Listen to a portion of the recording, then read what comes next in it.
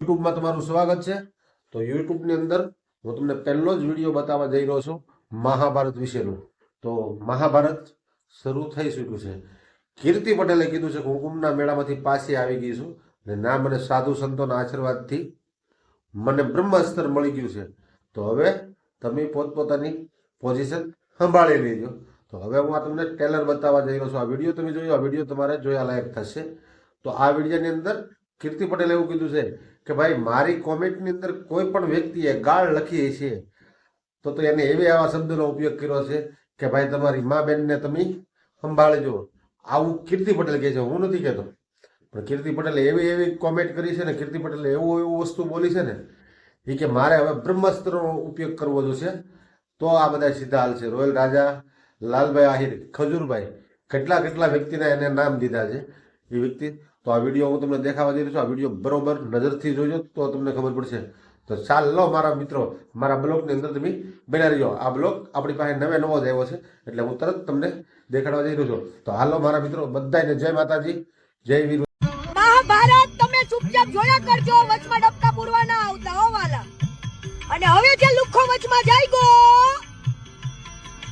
તો તમારી મા બેન ના ઘાઘરા સંભાળીને રાખજો, પછી કેતા ને અહીંયા આવતી રે તા આવતી રે ને હું કોઈ લુખા માટે નવરી નથી હો। હા, અમુક લોકોએ જેને મારી કોમેન્ટમાં ગાળ લખી છે ને એ જલ્દીથી ડિલીટ મારવા માંડજો, હમણાં ઉપાડી લઈશ। જલ્દી કોમેન્ટમાં જેટલા લોકોએ ગાળો લખી હોય ને એ ડિલીટ થવા માંડજો, કે તમારી માયુના ને બેનુના ફોટા ડિલીટ કરવા માંડજો। હાલો,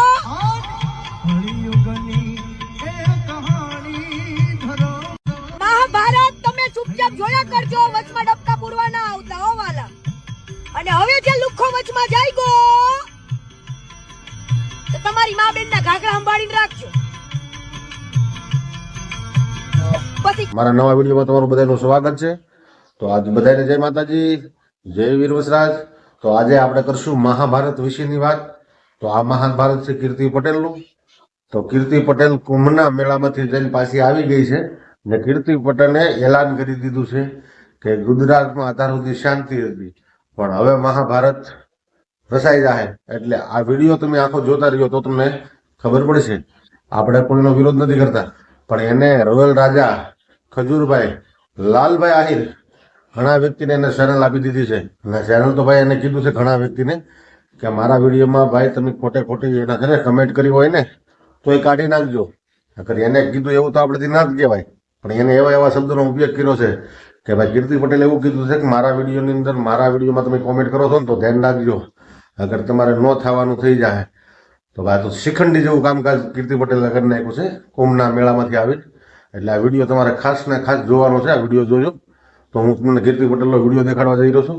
તો આ વિડીયોની અંદર કીર્તિ પટેલ શું કહી રહી છે તારે જોવું જ છે ને તો ક્યાં આવી તારી ત્યાં નીચે બહુ ફોડું રીતું જો ખાલી જો એ હાલે સિબલી હું પકતા ફેંકતી હતી દાંડી ગીરબાવીને મારે ફટાકડી ફોડવી કા અહીં આવ તો ખરી તો તારી ખબર પડે ને તો હું કહેતી હતી ગુજરાતમાં આવીને મારે શું કરવું? ગુજરાતમાં આવીને મારે મહાભારત પુત્રી ભક્તિ ને થાકા તો હું તું મારી પાસે ધમકા તું આમ કર નાખું તારા કે મને ઘંટોય ફેર નહીં પડે ને તું ગાંધીગીર નું કે ગાંધીગીર માં આવીને તો બચાય તો તારા સુઈત્રા કાઢી નાખશું કે તું મારો વાડ પણ વાકો નહીં કર્યું। એ કુતરી લાઈ માં બક્ષોદી કરતી હોય કે ગુજરાતમાં આવી મારા મહાભારત ચાલુ કરવું, તારી માનો તંબુરો લાઈ માં બક્ષોદી કરીને